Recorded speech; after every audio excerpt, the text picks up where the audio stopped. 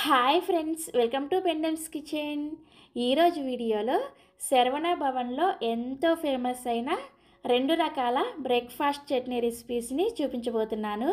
ఈ 2 చట్నీల కోసమే ఈ హోటల్లో మరొక ప్లేట్ ఎక్స్ట్రా ఇడ్లీ తినే వాళ్ళు ఉన్నారంటే నమ్ముతారా? నిజంగా అంత టేస్టీగా ఉంటాయి. అలాగే ఈ చట్నీలు ప్రిపేర్ చేసుకోవడం కూడా చాలా ఈజీ. మీరు కూడా తప్పకుండా ట్రై చేసి చూడండి. సో ఇక ఏమాత్రం ఆలస్యం చేయకుండా శరవణ భవన్లో ఎంతో ఫేమస్ అయిన ఈ 2 రకాల బ్రేక్ఫాస్ట్ చట్నీ ఒరిజినల్ రెసిపీస్ని మనం ఇంట్లోనే ఎలా ప్రిపేర్ చేసుకోవాలో వీడియోలోకి వెళ్ళి చూసేయండి. ఫస్ట్ నేను ఈ వైట్ కొబ్బరి చట్నీని ఎలా ప్రిపేర్ చేసుకోవాలో చూపిస్తాను. ఈ చట్నీని ప్రిపేర్ చేసుకోవడం కోసం ఇలా ఒక మిక్సీ జార్ని తీసుకొని ఇందులోకి మీరు తినే కారానికి తగ్గట్టుగా 3 లేదా 4 పచ్చిమిర్చిని వేసుకోండి. నెక్స్ట్ ఇందులోనే 1 టీ స్పూన్ జీలకర్ర, అలాగే 2 టేబుల్ స్పూన్ల పుట్నాల పప్పుని వేసుకోండి. వీటిని వేయించిన శనగపప్పు అలాగే చట్నీ పప్పు అని కూడా అంటారు.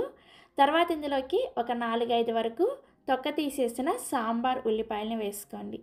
ఈ చట్నీకి ఎక్స్ట్రా ఫ్లేవర్ వీటి వల్లే వస్తుందన్నమాట. తప్పకుండా ఇలా సాంబార్ ఉల్లిపాయని వేసుకోండి. ఒకవేళ మీకు టైంకి అవైలబుల్గా సాంబార్ ఉల్లిపాయ లేకపోతే నార్మల్ ఉల్లిపాయనే ఒక పెద్ద ముక్క వేసుకుంటే సరిపోతుంది. బట్ సాంబార్ ఉల్లిపాయ వేస్తేనే మీకు ఒరిజినల్ టేస్ట్ అనేది వస్తుంది అనమాట. నెక్స్ట్ ఇందులోకి 1 ఇంచు దాకా పైన తొక్క తీసేసిన అల్లం ముక్కని, అలాగే 2 వెల్లుల్లి రెబ్బల్ని పైన పొట్టు తీసుకొని వేసుకోండి. నెక్స్ట్ ఇందులోకి 1 కప్పు పచ్చి కొబ్బరి ముక్కల్ని వేసుకోండి.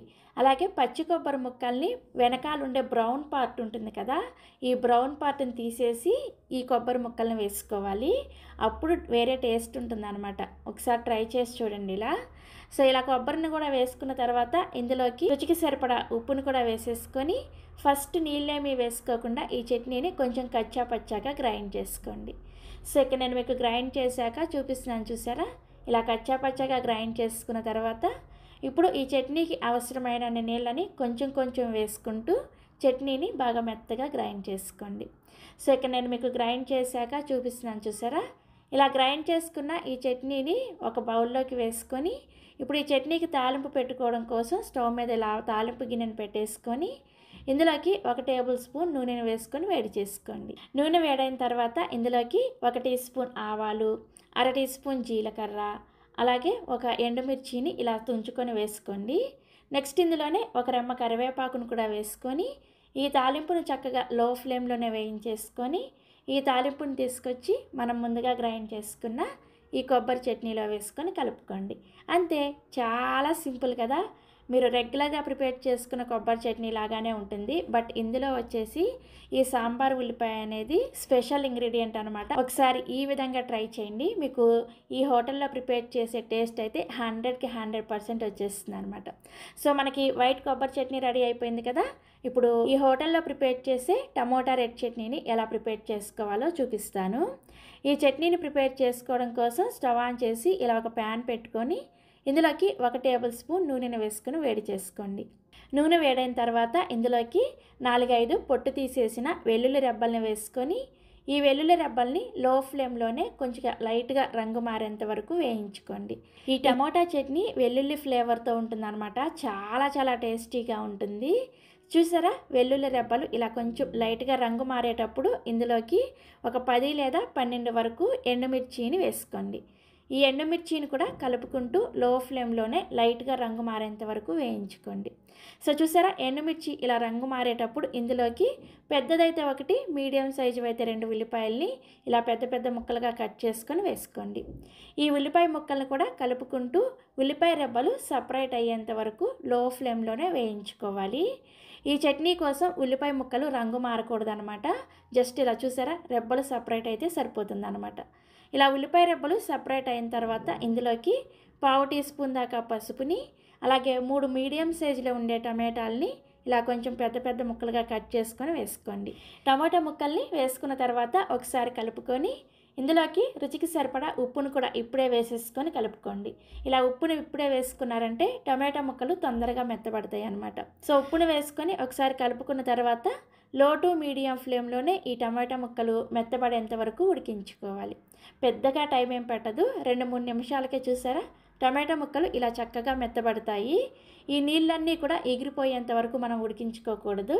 చూసారా, ఇలా టమాటా ముక్క మెత్తబడిన తర్వాత స్టవ్ ఆఫ్ చేసేసి ఈ మిశ్రమం మొత్తాన్ని కూడా పూర్తిగా చల్లారనివ్వండి. టమాటా మిశ్రమం పూర్తిగా చల్లారిన తర్వాత మిక్సీ జార్లోకి వేసుకొని ఇందులో ఒక్క చుక్క నీళ్ళు కూడా వేసుకోకూడదు. డైరెక్ట్గా ఇదే విధంగా చట్నీని బాగా మెత్తగా గ్రైండ్ చేసుకోండి. సో ఇక్కడ నేను మీకు గ్రైండ్ చేశాక చూపిస్తున్నాను. చూసారా, మనం ఈ చట్నీని గ్రైండ్ చేసుకోవడానికి ఉల్లిపాయల్లో అలాగే టమాటాల్లో ఉన్న నీళ్ళే సరిపోతాయి అన్నమాట. ఎక్స్ట్రాగా నీళ్లు వేసుకోవాల్సిన అవసరం ఉండదు. ఇప్పుడు ఈ చట్నీకి తాలింపు పెట్టుకోవడం కోసం స్టవ్ మీద సేమ్ అదే ప్యాన్ పెట్టేసుకొని ఇందులోకి 1 టేబుల్ స్పూన్ నూనెను వేసుకొని వేడి చేసుకోండి. నూనె వేడైన తర్వాత ఇందులోకి 4-5 పొట్టు తీసేసిన వెల్లుల్లి రెబ్బలు, అలాగే 1/2 టీ స్పూన్ ఆవాలు, 1/2 టీ స్పూన్ జీలకర్ర, 2 ఎండుమిర్చిని ఇలా తుంచుకొని వేసుకోండి.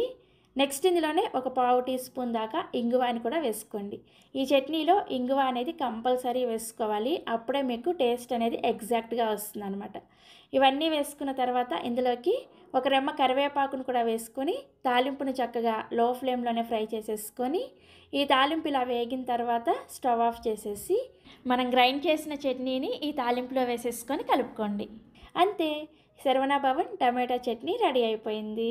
ఇలా ప్రిపేర్ చేసుకున్న ఈ కొబ్బరి చట్నీని అలాగే టమాటా చట్నీని వేడి వేడి ఇడ్లీతో ఈ 2 చట్నీల కాంబినేషన్తో ఒక్కసారి రుచి చూడండి.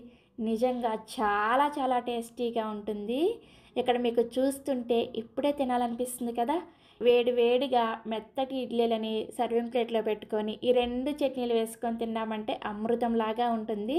మీలో ఎవరికైనా స్పాంజ్ లాంటి ఇడ్లీ కావాలి అంటే ఆల్రెడీ నేను క్లియర్గా వీడియో చేశాను. ఆ వీడియో లింక్ని ఈ వీడియో కింద డిస్క్రిప్షన్లో ఇస్తాను, ఒకసారి చెక్ చేయండి. సో తప్పకుండా మీరు కూడా ట్రై చేస్తారు కదా. ట్రై చేసిన తర్వాత మీ ఫీడ్బ్యాక్ని నాతో షేర్ చేసుకోవడం అస్సలు మర్చిపోరు కదా.